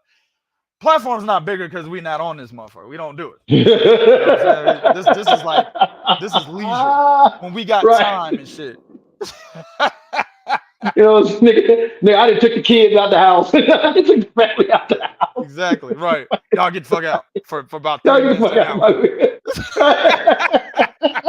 Right, I had to tell the kids to stop playing upstairs and shit. Y'all shut the fuck up. About to go live. Shut the fuck up. We don't do this shit. Maybe we will in 2024. Who fucking knows, man? Boxing is pissing me off. And that's, you know, mainly why these shows don't get put up as much as they should. It's just the direction boxing is going, man. It's just, to me, it is a depressing one because I remember what the sport used to be. You know what I'm saying? Now, I will say 2023 has been a decent year for boxing matchups, right? But that just one decent year doesn't override the last 10 fucking years or so, bro. Let me say this, the last 5 or 6, right? Nah, fuck that. 10's better. It doesn't override that, man. You know, social media has taken over boxing and what should happen in boxing and who should fight. Yeah. Like I just said, fans are okay with Canelo not fighting Demetrius Andrade. That is bullshit, bro. Should have been fought that guy. You know what I'm saying? So, I mean, honestly, bro, boxing is pissing me off. It's become a circus. Now, if we come back, we're going to be talking a whole lot of shit, pissing a lot of fighters off and managers, promoters. We don't give a fuck about none of that. Of course. So, of course, if we come back, that's what happens. You know what I'm saying? But at the end of the day, dog, it's just boxing is to us. There's more like it's like a woman that wants to come back. Well, you got to prove to me. You know what I'm saying? Right. You got to prove that to me. And vice versa. Like a man that cheated on a woman several times and he's trying to go back to her. Well, he's got to prove to that woman that he's worthy of being in her good graces. That's how I feel about boxing at this point in time. Yeah, 2023 was decent. Let's do 2024, 25, 26, 27, 28, all the way to 30. Make them all decent then. Make them all great. That's all I'm saying. But 1 year, I'm not there yet. No. Lazo said the ring going to shrink after 7 rounds. It's inevitable. He's talking about it's going to shrink for Demetrius Andrade. I don't. But see, here's the thing. Andrade knows how to extend the ring. Like, okay, because I see, I see you guys in there talking and shit, man. I want to engage in it, but then I'm laughing because one of you motherfuckers really don't know what you're talking about. Don't know what dude's resume. Yeah. One, I see a couple. Right. Like, hey, man, y'all don't know a motherfucking resume, man. But whatever. But here's the thing, Demetrius Andrade. If you go back, you watch that Jason Quigley fight.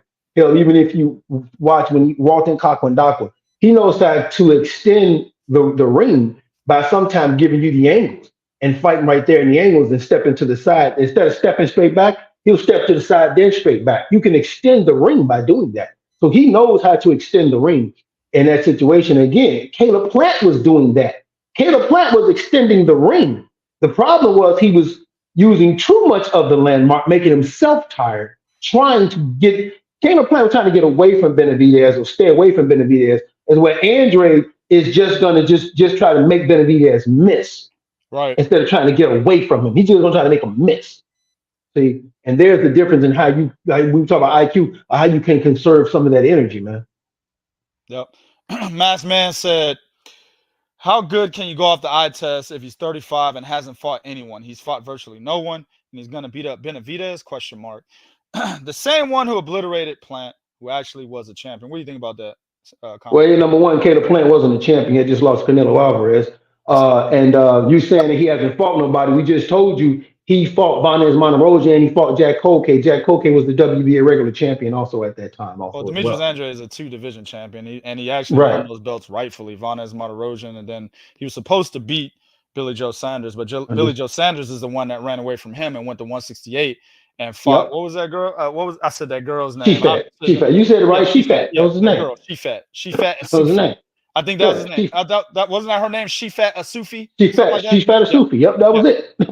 So it's Andrade's fault that Billy Ho ran to 168 because there was coke in his nasal spray. He went to 168, fought She Fat Asufi, and then Andrade had to fight Walter Katandako for the WBO title. But that's Andrade's fault. Andrade sat there at 160, didn't move. Waited for Golovkin, waited for Daniel Jacobs and Canelo, but they didn't fight him. But that's his fault though. Yeah. These boys, man, they kill me with this shit, man. That's Andrade's fault though. That's Andrade's fault. That's what I'm saying. Caleb, like, okay, what's Caleb Plant's biggest win? An unproven. What's the boy? I can't think of Uzcategui. His biggest win was an unproven Uzcategui.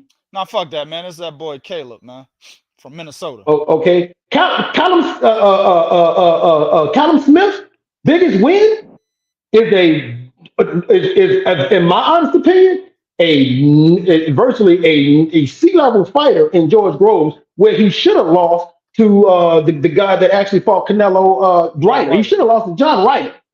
That's Caleb Plant. But Caleb Plant's biggest win. George Groves is coming off an injury in that what was it, the Eubanks fight? No, the WBSS final. He was coming off of an injury. Yeah, injury. Shoulder surgery or some shit like that. Loses to Callum Smith and then fucking retired, bro. He was 1 foot, 1.5 foot out the door before he fought Callum. Remember, Callum Smith looked bad against that damn MMA fighter that came in last week. Sure did. Nikki Foreskin. Sure did. He looked bad in that fight. Nicky Holskin. That's his name. I call him Nicky Foreskin. He looked bad against him. Right. So Callum Smith didn't do shit either. Billy Ho's best win was who? Chris Eubank Jr.? No, Billy Ho's best win was Andy Lee. Now, how long ago was that? That was in 2015. Andy Lee and David Lemieux. No. You can't. He took away David Lemieux. He said David Lemieux was a bum. Yeah. So he took David Lemieux out the equation. He said no, David Lemieux was a bum. So he took him out. We gonna take him out.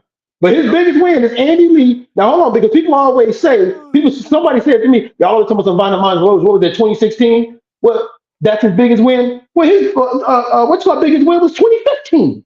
Yep. See what I'm saying? So Yeah, you say guys like Andrade haven't fought anybody, but the guys that Canelo did fight and win titles off of, they didn't fight anybody either. They didn't fight anybody either. So, I mean, at 168, when David Benavidez, he missed weight, lost his belt, right? The remaining champions were all, if you want to say, and I got a video out there where I compared all their resumes, bro, to Demetrius Andrade. It's out there. Go look at it. Nothing but facts. They're on the same level, or Andrade's resume is actually better. I'm just saying, bro. I think the only one I said that edged Andrade was Billy Ho, because Andy Lee, in my opinion, was better than Vanes Martirosyan at that point in his career. Yeah, most definitely. Most definitely, I'll give you that. But no, Callum Smith did not have a better resume than Demetrius Andrade. No, he did not. Daniel Jacobs' biggest win? Oh my God! Daniel Jacobs' biggest is Peter Quillen. An unproven Peter Quillen. The mighty Golovkin Peter Quillen. And y'all motherfuckers want to call them dudes great fighters. Hey, Masked Man, Heisenberg is clowning you, man, when he's saying that. Here we go. He ain't fought nobody. He's clowning you, dog. Because Masked Man said, my point exactly. Yeah. Nah. He's making fun of you, bro. He's laughing at you. Not with you. But I respect your opinion, though, Masked Man. It is what it is. At the end of the day, I'll say this, man. I will say this. Demetrius Andrade spent too much time with Banner and Star Promotions, or Star and Banner, whatever the fuck you say the names. Right? Oh no, Demetrius had the winky right idea of business. Yeah. We honest about that, man. He had to Demetrius Andrade business-wise, the choices he made were terrible. Yeah. It was, but. Masked Man said beating George Groves is miles better than Martirosyan. Not the George Groves that Callum Smith fought, bro. He was retired, bro. That's why he left the sport right after. He was a damaged goods George Groves. Yes, he was. Lost twice to Carl Froch. Had fucking a fucked up shoulder and semi-retired, bro. What are you talking about? I don't think these guys remember what was happening at that time. They just say, oh, resume, George Groves, who'd he beat? Yeah. He's better. That's what they're doing. Right. They don't remember what was happening at that time. If he would have fought George Groves before, let's say, the first Carl Froch fight, I agree with you. Yeah, it would have been better. But not the George Groves after both Carl Froch fights, man, and with a shoulder injury. No, not at all. T. Finney said Peter Quillen's career declined after the Jacobs loss. Oh, yeah, he was done. But Peter Quillen was never that good of a fighter to begin with. Never liked Peter Quillen, bro. Even all the way back when he was fighting on ESPN every goddamn Friday. With Shakur Powell and Paulie Malignaggi. Never liked any of them niggas. You know what I'm saying? Shakur Powell. Well, I haven't heard that name in a long time. Shakur Powell. I couldn't stand that nigga, dog. I couldn't stand Peter Quillen. Them dudes weren't good fighters, man. Overhyped.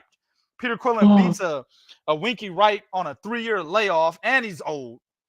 This nigga went nuts. Like, bro, that was not Winky, bro. That was Ronald. Nigga, stop, man. Right. That was before it was Winky, man. It was two fighters. Yeah, that was Ronald Wright, nigga. That was not Winky. You know what I'm saying? That was old man Ronald. That wasn't even young man Ronald Wright. That was old man Ronald. Ronald, for real. Fuck out of here, man. Yeah, Peter Quillen was completely overhyped. And Daniel Jacobs showed that. Shit, fucking what's his name? Wasn't it Angulo? Who? Which one? Angulo. He stopped it, Peter Quillen, didn't he? Wilfredo Angulo. No. I'm talking about before the Daniel Jacobs loss. Somebody was whooping Hassan N'Jam and Dickham, whatever his name. My boy. Yeah. Had Peter Quillen not knocked this nigga down like 6 times, because that fight was close even with the knockdowns. And Dickham wins that fight had he just stayed on his feet. Because the fight went to the cards, I believe. But he got knocked down like 5 times. And I remember, had he not gone down that many times, he would have taken Peter Quillen's belt, bro. Like, that nigga showed how whack Peter Quillen was, man. Yep. That motherfucker, Peter Quillen lost to Daniel Jacobs and disappeared for like 2-3 years. Yeah. You saw that motherfucker on when they was doing those compilation videos. Oh, Look, Mass Man said, let me stop being so mean here. Let me be civil. Who has Marty Rojan beat to warrant he's a good fighter? Who did Billy Joe Sanders beat to warrant he's a good fighter? Who did Callum Smith beat to warrant he was a good fighter? Who did Liam Smith? Because Canelo jumped at that opportunity. That was when Demetrius Andrade got stripped of the WBO title. Let me give you some history, Mass Man, because I know you don't know it. Demetrius Andrade was WBO champion. Canelo Alvarez was his mandatory. Demetrius Andrade was chasing Canelo Alvarez. Oscar De La Hoya turned the fight down and said no because nobody knew who Demetrius Andrade was and didn't have a big fan base. Demetrius Andrade continued to chase Canelo. In the process, WBO said, hey, give me your belt because you're not fighting anybody. They took the belt, put it up for grabs for in a fight with Liam Smith versus, what's that boy's name? John Thompson. Liam Smith versus John Thompson in the UK. Liam Smith knocks out John Thompson, gets the belt. Canelo immediately jumps to fight Liam Smith in his first title defense in Frisco, Texas. God damn it, I'm good. Now, what did Liam Smith do? Who did he beat to warrant he was a good enough fighter to fight Canelo Alvarez? See? I turn your argument against you. I'm not even going to answer your question because I know what you're trying to say because you've been saying it throughout this whole fucking time. Demetrius Andrade hasn't fought anybody. And that's your argument for why he shouldn't get the Canelo fight. That's why you're saying this. But all these guys I just mentioned just gave you the rundown of how Liam Smith even became a fucking champion, and Canelo jumped at the opportunity, knocks him out like in the 4th or 5th round with an easy body shot that the dumbass nigga should have blocked and moved out the way, but he's not a good enough fighter to do so, so he ran right into it and fell on his fucking legs, ass up, face down, WBO title given to Canelo, in Frisco, Texas, right? In front of like 15 fans, because nobody gave a fuck about that goddamn fight. Who did he fight to get that goddamn fight with Canelo? Tom Bada, let me stop being mean here. Bro, get your boxing knowledge up, man. Opinion is, listen, I enjoy people's opinions, but don't be stupid. Go get your boxing knowledge up. If you say who did Demetrius Andrade fight, then you need to say who did Liam Smith fight? Who did Caleb Plant fight? Who did Billy Joe Sanders fight? Who did Callum Smith fight? Who did Avni Yildirim fight? That's what you got to say whenever you say, well, who did Demetrius Andrade fight? Shit is annoying, dog. Well, like I said earlier, no one has fought. If you go through boxing, I can name plenty fighters that has fought nobody until they get in a fight where they're fighting somebody and they win and make a name for themselves. That's just how it is.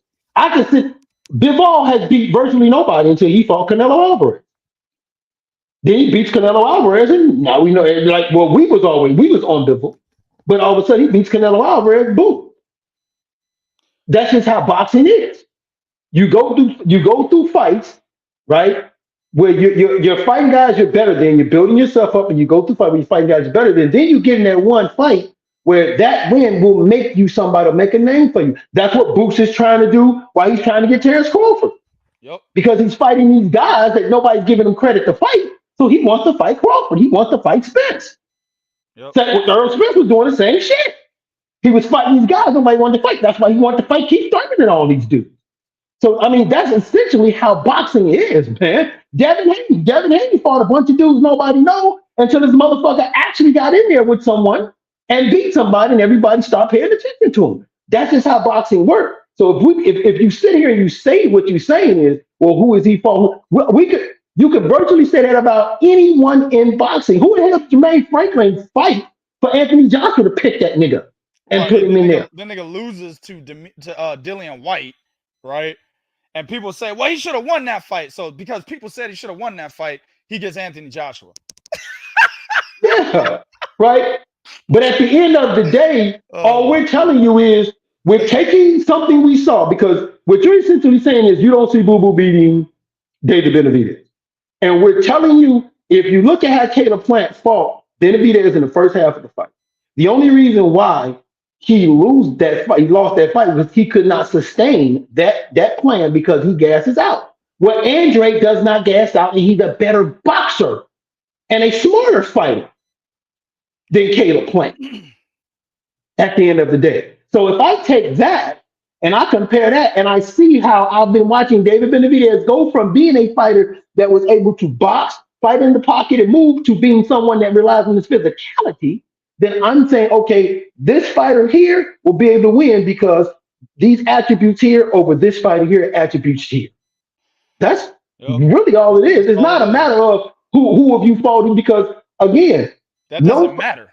That doesn't matter. There's been plenty of fighters that haven't fought anybody. Like Isaac Cruz hadn't fought nobody, but gave Tank Davis a hell of a fucking fight.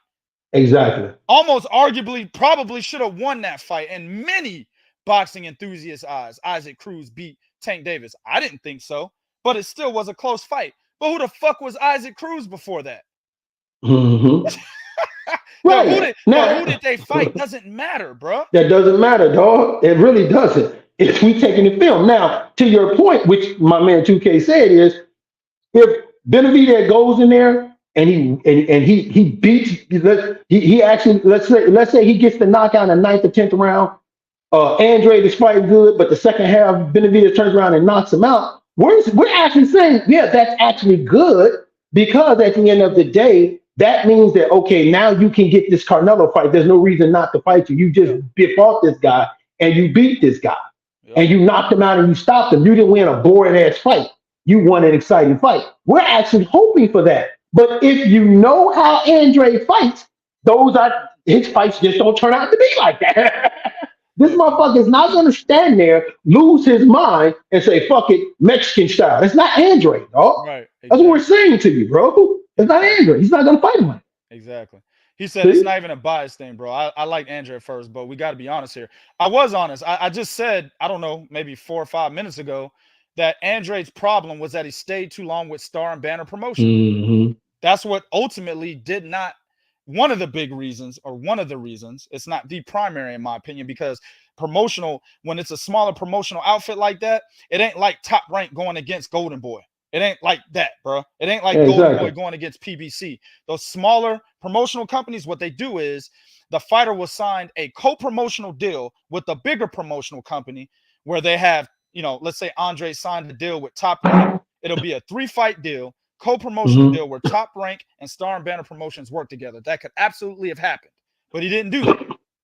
So that's where part of the blame is on Andrade, that he didn't get big fights, because he stuck around with a smaller promotional banner that couldn't get him the big fights. But the other half of that was he was a ranked fighter at time, a top 5 ranked fighter, almost majority of his damn career, if he wasn't a champion.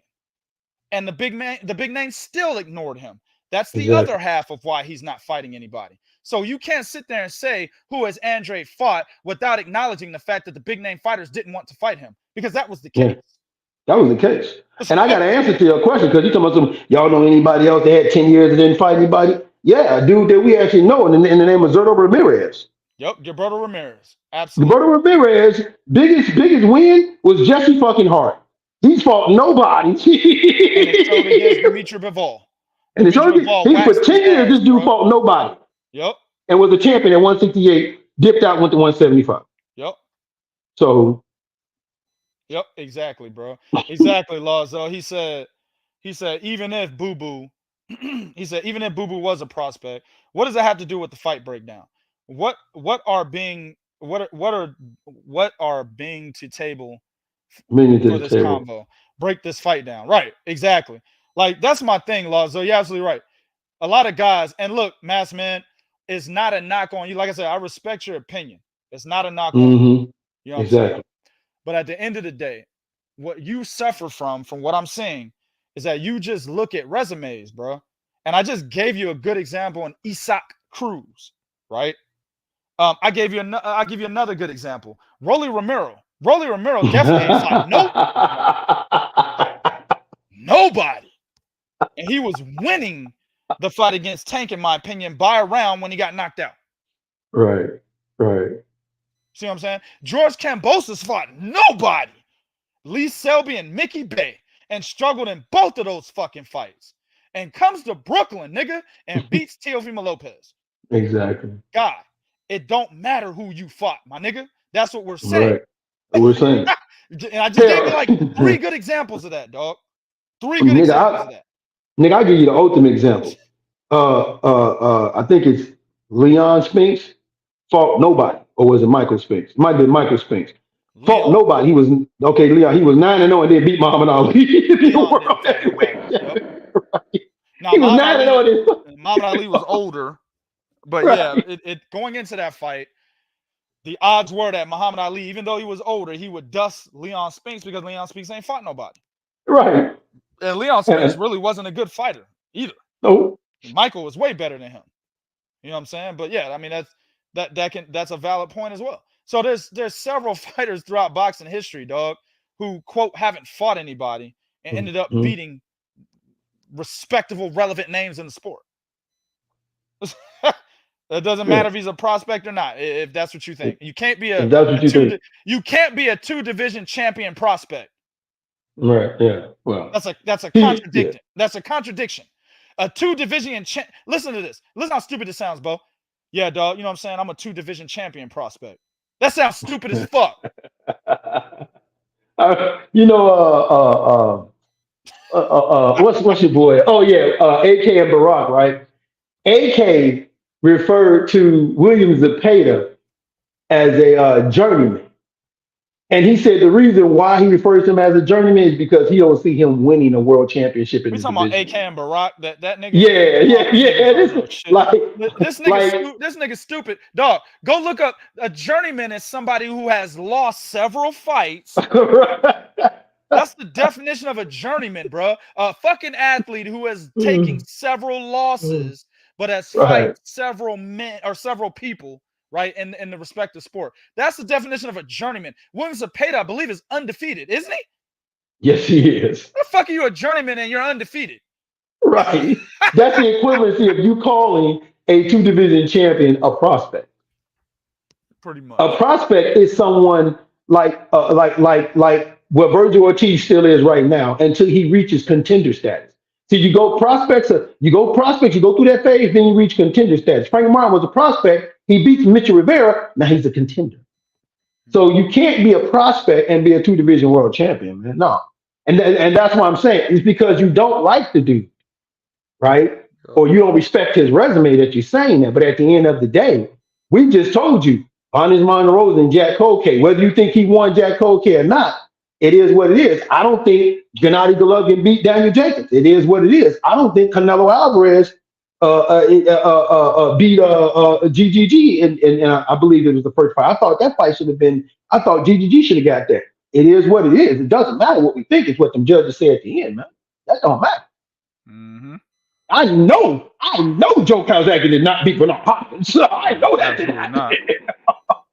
Absolutely not. That was 2 boring fights and 1 fighter got knocked down. 2 boring ass fighters and 1 fighter got knocked the fuck down.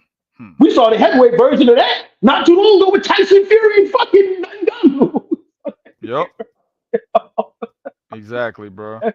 Crazy, man. I mean, listen, man. Chris says, shit, construction worker fought nobody and beat B-Hop out of the ring. Exactly. Joe Smith Jr. Right. Yeah. Joe Smith Jr. Bernard Hopkins is fucking all these champions up, right? just beating everybody up, defying the laws of age, right? Right.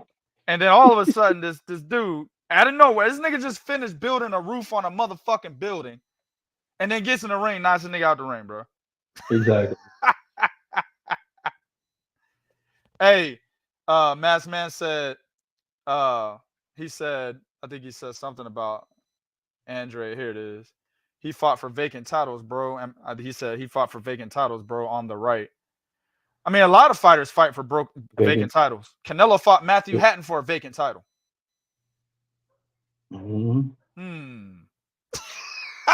All right, man. That WBC. Yeah. That was, what was that? Yeah, WBC. You're right. It was WBC. The WBC title was vacant.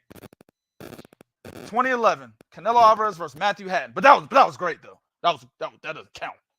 Canelo. He's king. He's a king, Bo. That don't count. When he fights for vacant titles, it was really not vacant. You know what I'm saying? But when Andrade does it, fuck that. That nigga ain't no champ.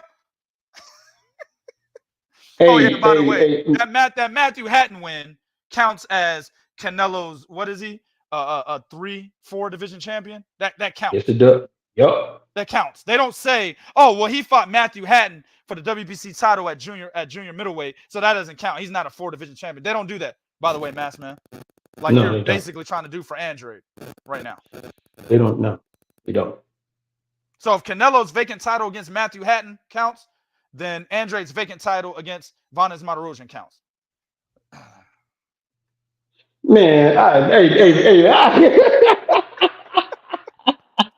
the whole is calling me, man. Let's get out. We can do this all night. All right, man. Y'all know what it is, man. Go to 3kingsboxing.com for your source.